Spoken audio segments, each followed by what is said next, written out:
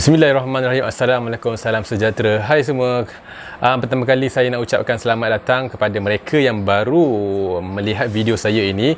Untuk pengetahuan kepada mereka yang baru ini, saya suka bercerita kisah-kisah seram ni kerana saya orang kata salah seorang pengamal perubatan Islam, di mana apabila saya berjumpa dengan pesakit ni kadang-kadang kita dengar kisah dia, kita ingat sampai sekarang. Jadi saya tak nak simpan sorang-sorang kisah mereka tu, saya akan kongsikan kepada anda semua. Dan kadang-kadang saya dengar kisah-kisah ni daripada kawan-kawan ataupun daripada bahan bacaan. Dari itulah saya dapat kisah-kisah seram saya ni dan saya kongsikanlah kepada anda semua. Baik, kepada mereka yang sudah lama tengok video saya, yang masih setia tengok video saya, terima kasih, beribu-ribu terima kasih. Semoga berterusanlah. Okey, hari ini saya nak mengetengahkan satu kisah yang berkaitan dengan gangguan apa tu yang berkaitan dengan pemandu van jenazah. Seorang pemandu van jenazah ini diganggu bukan ketika menghantar jenazah je, tetapi selepas menghantar jenazah. Selalu kita dengar orang punya kisah kan, masa dia nak hantar jenazah tu dia kena ganggu, tapi ni tak. Dia dah selesai hantar jenazah, balik tu barulah dia kena ganggu.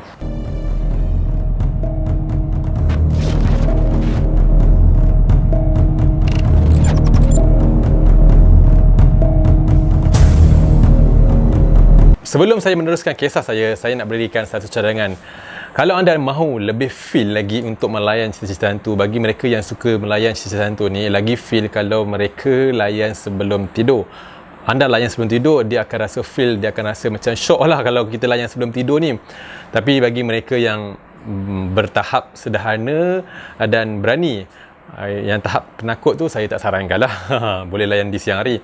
Tapi mereka yang bertahap sederhana dan berani ni, boleh layan sebelum tidur. Dia akan datang feel mood yang lagi, orang kata yang lagi best lah.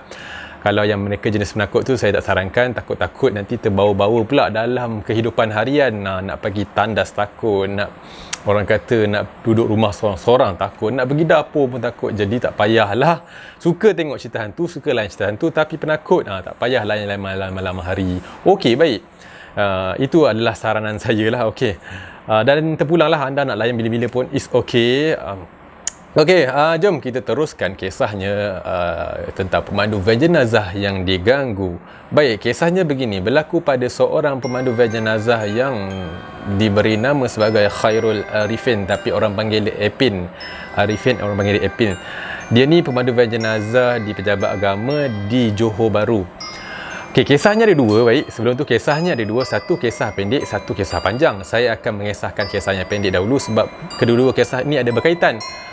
Okey, satu hari si Epi ni dia selesai membuat dokumentasi seorang jenazah. Dia akan pergi ke hospital untuk mengambil jenazah ke, saya tak silap sajalah, mengambil jenazah.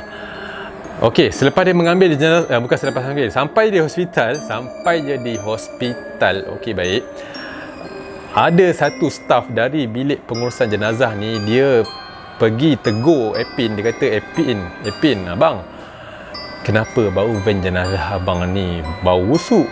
Selamba je dia tegur macam tu, tanpa rasa bersalah, tak rasa apa-apa kan. Kalau kita lah, macam kita kalau ada rasa bau busuk, jangan tegur orang kata. Tapi staf pengurusan jenazah ni dia dah biasa kot. Dia dah biasa dengan benda ni, dia tegur je lah, bang, kenapa van jenazah abang ni bau busuk? Lepas tu si Epin ni dia pun hairan lah, sebab masa dia on the way nak ke hospital tu tak ada pula bau yang kurang menyenangkan. Bau macam biasa je lah, tak ada pula bau yang busuk. Jadi si Epin ni dia mengambil serius terhadap teguran staf pengurusan bilik jenazah ni, bilik mayat ni. Si Epin ni pergilah tengok van jenazah yang dia pandu tadi. Dia tengok-tengok, dia cek-cek, dia bau-bau. Ya, memang ada bau busuk pula. Tiba ada bau busuk datang pula. Tadi tak ada, ini tiba-tiba ada selepas ditegur oleh staf hospital tadi. Okey, baik. Lepas tu Epin pun, dia pun kata bau ni kurang menyenangkan, takut pemanduan dia terganggu. Dia pun cek. Kot lah ada bangkai ke, ada sisa-sisa makanan ke kan, ataupun dan sebagainya najis ke. Dia cek tak jumpa oi. Jadi Epin ni dia hairan dari mana datangnya bau ni. Okey, Epin dia rasa hairan dari mana datangnya bau ni. Jadi Epin pun dah tak tahu dari mana puncanya datang bau. Dia terpaksalah terima bau tu dan memandulah secara orang kata membiasakan diri dia dengan pemanduan macam tu. Okey, baik. Sampai situ saja kisah yang pertama tu. Sebab kisah yang kedua ni dia ada kaitan. Okey, tanpa buang masa, jom kita pergi kepada kisah yang kedua pula.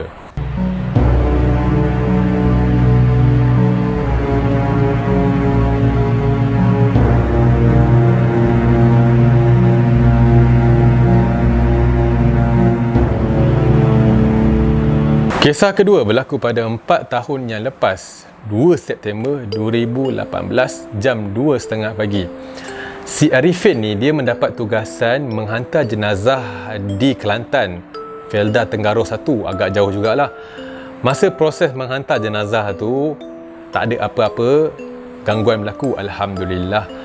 Yang berlakunya gangguan ni apabila si Arifin ni habis jenazah, nak balik tu yang ada gangguan tu. Okey. Daripada Kelantan ke Johor Bahru, clear, tak ada apa-apa masalah. Sampai di Johor Bahru, nak menuju ke Mersing, ke rumah dia ni, jam ketika itu menunjukkan 2.30 pagi. Di sini sedikit ada gangguan. Okay. Mula-mula Arifin dia mandu hanya orang kata bertembung lah, berselisih lah dalam laluan tu dengan beberapa biji buah lori, kereta boleh kira lah. Biasalah malam-malam hari kan, dalam pukul 2.30 pagi tu banyak kenderaan. Pada awalnya Arifin memandu seperti biasa, tenang, relax, nak sampai. Tiba-tiba terdengar bunyi telefon dia berdering. Tengok-tengok isteri dia call. Biasalah isteri call suami. Isteri nak tahulah suami kat mana, macam mana keadaan, sebab pergi jauh kan Kelantan. Jadi Arifin ni pun dia menjawablah segala persoalan suami dia. Segala persoalan isteri dia. Dan selesai je perbualan antara Arifin dan isteri dia, si Arifin ni dia pun meletakkanlah handphone dia di seat sebelah. Dia pandu seorang-seorang je. Dia tak pandu bersama rakan, dia letak seat sebelah. Telefon dia campak macam tu lah, senang kan. Okey. Dekat sini, lepas pemanduan tu kan, di sini tiba-tiba Arifin ni, Ipin ni, dia bertembung dengan sebuah kenderaan yang orang kata memandu secara membahaya. Kenderaan tu seolah-olah hendak merempuh dia kan, macam ni.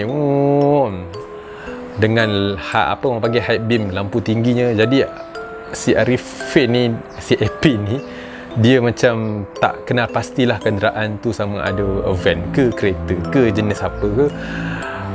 Dia tengok kenderaan tu macam nak langgar dia, jadi dia panik lah. Dia pandu secara panik tu sehingga dia terbabas ke bahu jalan untuk mengelak kenderaan yang nak melanggar dia tadi. Jadi dia pun terbabas ke bahu jalan. Van dia orang kata terbalik macam tu lah kan. Terbalik, tapi alhamdulillah dia tak ada apa-apa. Okay, Arifin dia macam terkejut sangat.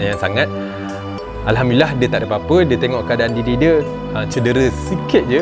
Jadi selepas dia tengok keadaan diri dia yang tak berapa nak cedera tu, dia terus keluar van jenazah yang dia pandu tu. Dia nak tengok kenderaan yang nak melanggar dia tu siapa kan, okey ke tak. Jadi dia terus keluar, dia tengok, dia cari. Tak ada kenderaan tu. Agak jauh jugalah dia cari, dalam 50-100 meter macam tu. Tak ada. Dia kata, mustahil lah tak ada. Aku yang terbabas ni, yang memandu secara elok, engkau yang memandu secara bahaya tu, engkau boleh hilang macam tu saja. Pelik. Jadi Arifin ni dia pelik lah, mananya perginya kenderaan yang nak melanggar dia tadi tu. Dah tak jumpa, Arifin pun dia nak minta lah bantuan. Allah, sudah handphone dia tadi kan dia campak dekat seat sebelah kan. Jadi handphone dia tu masa panik tu, handphone dia pun tak ke mana. Dah van terbalik, mestilah handphone dia menghilang, tercampak ke mana. Jadi Arifin ni dia pun tak dapat nak hubungi sesiapa dalam keadaan tu. Arifin pun dia mengambil keputusan untuk menahanlah kenderaan yang lalu di situ. Jadi Arifin ni dia ada kenderaan lalu, dia tahan. Yang menjadi peliknya, yang keduanya, yang jadi peliknya, ada lebih kurang lah, saya bagi anggaran, lebih kurang 10 kenderaan lalu, semua tak hiraukan dia, tak perlahankan. Selalunya kalau kenderaan tengok kereta ada aksiden, lagi-lagi van jenazah terbalik, mestilah dia orang at least nak berhenti kan, at least ambil gambar macam tu ke kan. Ini 10 kenderaan yang lalu semua tak menghiraukan, bahkan mereka memandu seperti biasa dengan kelajuan biasa, macam tak ada apa-apa. Dan Alhamdulillah dalam banyak-banyak kenderaan adalah satu kenderaan ni yang berhenti, yang menghulurkan bantuan kepada si AP ni. Jadi AP ni pun dia cuma ceritakan apa yang berlaku, dan berada yang berhenti ni dia pun call towing datang je, towing teruslah ambil gambar keadaan van jenazah tu untuk claim insurans lah sebagai bukti van ni dia accident. Okey, dah selesai dah hal pengurusan, orang kata hal accident tadi tu. Jadi mereka semua balik. 2 hari kemudian pihak towing yang menowing van jenazah, yang menowing van jenazah si Arifin ni, dia call, dia kata, abang ada tengok tak gambar yang saya tangkap hari tu, masa gambar van abang accident? Lepas tu Arifin ni jawab, tak ada. Sekejap bang, saya hantar gambar abang tengoklah apa yang peliknya kat gambar ni. Jadi Arifin pun dengan pantasnya dia pun menunggulah pihak towing tu menghantar gambar yang ditangkap. Jadi habis dia dah hantar, Arifin tengok dekat gambar tu, dekat belakang van jenazah tu ada rambut yang panjang mengurai yang keluar daripada van jenazah tu. Jadi Arifin ni dia kata, dah sudah jelah, dia tahulah ini adalah sesuatu yang bukan biasa-biasa kan. Mungkin sebab dia accident ni ada berkaitan dengan rambut yang mengurai panjang di dalam gambar tersebut. Jadi Arifin pun dia selepas kejadian itu dia pun lebih berhati-hati, dan kalau kita tengok pada kisah yang pertama tadi yang bau busuk tadi kan, selepas daripada aksiden tu Arifin ni dia punya van dia dah tak berbau busuk. Seolah-olahnya rambut panjang yang dari van tu dia dah keluar daripada van tu, dia bawa sekali bau busuk tu hilang. Begitulah kisahnya kan. Yang peliknya di sini, si Arifin ni dilanggar oleh kenderaan yang gaib, dan nak kata dia mamai, dia kata tak mamai sebab dia baru saja selepas selesai menelefon isteri dia, isteri dia telefon dia. Jadi itulah antara kisah pelik yang dikongsikan oleh Khairul Arifin ni sebagai seorang pemandu van jenazah dari Jabatan Agama. Jadi sampai situ sajalah kisah saya.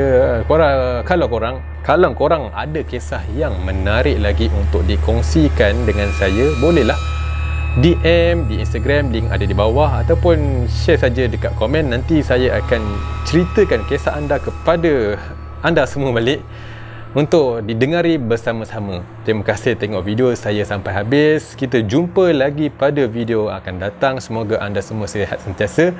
Assalamualaikum, salam sejahtera.